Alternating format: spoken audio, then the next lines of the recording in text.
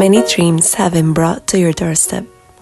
When I think of the 50s, crinoline skirts come to my mind, as well as jukeboxes, milkshakes, and all the diner aesthetic that was so popular back then.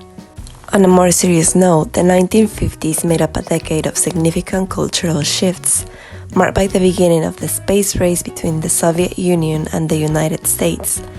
Post-World War II economic prosperity gave rise to consumerism, further expanding the middle-class life, leading to increased home ownership, access to education, higher car sales, and particularly TV sales. An apparatus that was something that people had never seen before, and that forever changed the way families would spend their free time. It became a dominant form of entertainment and broadcasting, with westerns gaining popularity. The art scene was characterized by a significant shift towards abstract and non-representational art, particularly abstract expressionism, which dominated the period with key figures like Jackson Pollock and Mark Rothko. This movement, emerging in the wake of World War II, reflected a desire for artistic freedom and emotional expression, shifting the focus of the art world from Europe to the United States. Other key movements included color-filled painting and the precursor to pop art. The world of music was marked by the emergence of rock and roll, a genre that blended elements of rhythm and blues, country, and pop music. And only one face comes first to mind: legendary Elvis Presley, the king of rock and roll, who had 12 #1 songs during the decade. This era also saw the continued popularity of traditional pop music, along with the rise of jazz and early soul. Women's fashion was characterized by an hourglass silhouette, with cinched waists and full skirts, often achieved with petticoats. Men's fashion favored tailored suits, but also saw the rise of more casual styles like jeans and t-shirts. The decade saw a shift from the more practical wartime styles of the 1940s to a more elegant and feminine look. People who lived through this decade recall having indoor and outdoor outfits, dressing up to go grocery shopping, and generally having a sense of pride in dressing in a formal and neat way. But let me talk about my cover for July. You might be able to identify the diner that I'm painting here. Let me know in the comments below if you do. I really like its colorful facade, and I'm again using one of my favorite watercolor shades, buff titanium, to make everything look vintage. I'm still using the same color palette that I used for my Midyear setup, since it's all still 50s inspired, and I really love the final result. As for the quote, the one I used to introduce the video, it's from the song Mona Lisa. Inspired by Leonardo da Vinci's famous painting and originally intended for a movie soundtrack, it found its greatest success through Nat King Cole's rendition, which topped the charts for several weeks. I isolated the phrase for my cover because all of us have dreams at our doorstep, and it's totally up to us to take action to fulfill them. In this monthly setup, you will recognize some of the usual collections, but I also added a couple of new ones. Here's the monthly log. I decided to draw last decade highlights on the pages to make a visual declutter, and honestly to emphasize the things that I can relate to the most. I can easily say that the 19th century was quite a decade for Disney, and vintage Disney holds some of the most precious memories for kids all over the world. Kids that have grown up, of course. The way they used to make their animations was pure art, and 1950 saw the birth of their second princess, Cinderella. While Snow White was the first Disney princess and a groundbreaking film in 1937, Cinderella has consistently been ranked higher in popularity polls and surveys, particularly in more recent times. Her castle is also a prominent feature in Disney theme parks, further solidifying her iconic status. And along this princess, I painted my favorite Disney girl. She's not royalty, but she is a fascinating character due to her blend of curiosity, intelligence, and resilience, all while navigating a nonsensical world. She embodies a spirit of adventure and ultimately discovers her own strength and identity. I'm sure that as she grew up, she found her place in the adult world without losing that childish curiosity, which, like I've said many times before, is the key to being creative. Disney's 1951 animated film Alice in Wonderland received a mixed reception upon its initial release. While it was praised for its animation and vibrant visuals, critics, particularly in the UK, found it to be a poor adaptation of Lewis Carroll's books, criticizing the Americanization of the story and lack of the original's enchantment and intellectual humor. Financially, it also underperformed, with the studio initially incurring a loss. However, the film gained popularity in later decades, particularly during the psychedelic art and music movement of the 1960s and 70s, and it is now widely considered a classic. Disney's Alice was my first introduction to the character, and I have fond memories of listening to the story and the songs from a vinyl record that me and my siblings would play over and over. Later, I found that Lewis Carroll was the author, and the books fascinated me all the more so. In the end, regardless of the adaptation that you prefer, it's all about never losing your inner child and being inspired by all your experiences, whether good or bad. And that's why I love Alice in Wonderland. And speaking of famous women, a famous child actress in the early 1940s, Elizabeth Taylor rose to glamorous fame as a Hollywood star in the 1950s, when she transitioned to more adult roles, gaining recognition for her acting, her violet eyes, and her impressive jewelry collection that contributed to her iconic status. I will briefly explain how I use these pages. On the left I have the monthly log, primarily used as a timeline in the original method, but I tend to use it to schedule events as well. On the right I have the mental inventory on top, which is the starting point every time a new month begins. I will write down all the tasks or events that I intend to get done in July, so that then I can prioritize and assign them throughout the different weeks.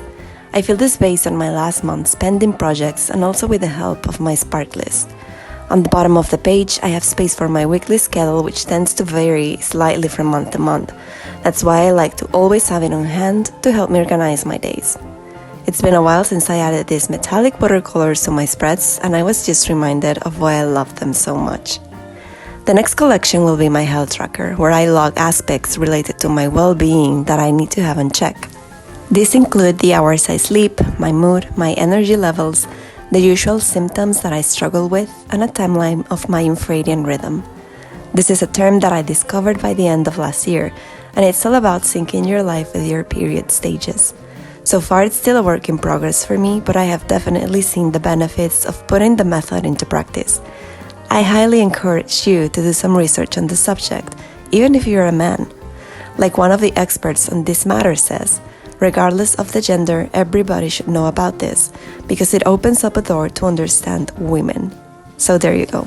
On the top, I have all the days of the month listed in a row, and each covers a whole column that goes through all the different aspects that I'm tracking. That way, I can see how a complete day went health-wise, and how some things are closely linked to others. I've been really liking this monthly visual of my overall health. It helps me understand my body reactions and encourages healthier habits, like putting forth the effort to have my 8 hours of sleep, something that I've always struggled with and that is paramount for a proper mind and body reset. I have been painting fashion figurines in my health trackers. Since each month has been inspired on a different decade, I have been loving the different outfits and styles. Make sure you tune in for my yearly flip through to see them all. I might have mentioned this before, but I studied fashion design, and the drawing and painting part was my favorite. These highly stylized figurines are inspired by a book of Valentina's designs. I still remember opening its pages at fashion school and being fascinated by their glamorous stances. The book belonged to a classmate, but she ended up gifting it to me. I guess my fascination for the drawings was too evident. The next collection will be a mid-year reflection. This is a ritual that the official bullet journal account encourages to do, and the questions that I use were featured on their Instagram. A mid-year reflection is important because it provides a crucial opportunity to assess progress, learn from experiences, and recalibrate goals for the remainder of the year. It allows you to identify what's working, what needs adjusting, and what new directions might be needed, ultimately leading to increased effectiveness and a greater sense of purpose. After adding the title in a retro font, I also drew Gus Gus, one of Cinderella's mouse friends. I rewatched Disney's 1950s movie for this setup and was inspired by the art in the introduction and in the ending. Like I said before, animations used to be works of art. Everything was hand-painted and you could tell. Sadly, when Disney digitalized the old movies, they took away all of those intricate hand traces and details, making everything look like solid plasters of color.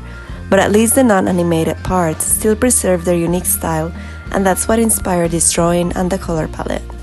Under the title, I wrote, Reset your intentions, reset your priorities, celebrate wins and lessons, check in on intentions and action plans. As for the prompt questions, these are from bullet journaler Sakurako 189. What are the highlights and wins of the last 6 months? What am I seeing or learning about myself and others from this reflection? Based on the insights I gained, what am I wanting more or less of? How do I want to show up for myself? How do I want to be? What actions can I take to support my intentions in day-to-day life? Taking the time to answer these questions helps you check in with yourself and make sure that you're where you want to be or that you can get back on track. Although this is a mid-year ritual, you can do it any time of the year, whenever you feel you're falling short of the intentions or goals that you set for yourself. The last collection is my weekly spread, where I will keep on featuring the best from the decades, but focusing more on the art rather than on the quantity. So here are 3 highlights that are part of my memory archive. 1952's movie Singin' in the Rain is recognized as a masterpiece of the Hollywood musical genre and one of the greatest films ever made. Its enduring appeal stems from its infectious optimism, memorable songs, and the sheer talent of its stars, particularly Gene Kelly. A year later, 1953 Disney's animated film Peter Pan received generally positive reviews, but it also faced criticism for deviations from Scottish novelist J.M. Barrie's original play. While the film was a box office success, Walt Disney himself was reportedly dissatisfied with the character of Peter Pan. For a beautiful adaptation of the original story and its author, watch 2004's Finding Neverland, a film that was praised for its emotional depth and heartwarming story, as well as for its performances by Johnny Depp, Kate Winslet, and breakthrough child actor Freddie Highmore. The last highlight is the movie A Roman Holiday, famous for being Audrey Hepburn's breakthrough role, leading her to become an international star and fashion icon. The film is also celebrated for its charming blend of fantasy and realism, its memorable characters, and its themes of freedom and self-discovery.